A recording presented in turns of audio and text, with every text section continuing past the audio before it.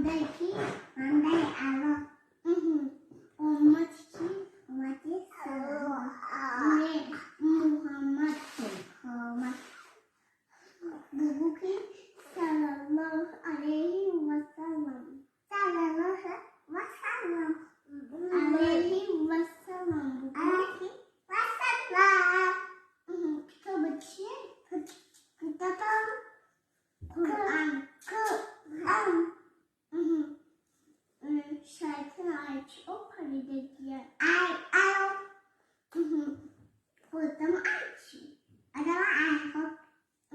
Aktım adamı bu. Sese. Adam ayeti. Ama da güzel. Ne? Bu kız şeytan ayeti. Ama da güzel. Bandai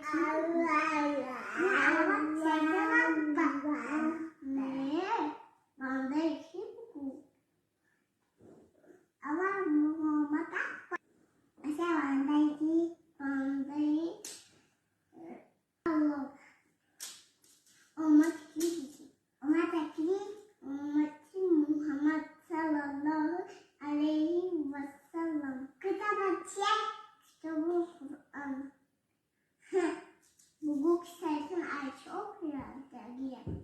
Şeytan ayet okumadan apa? O paride diye. Apa?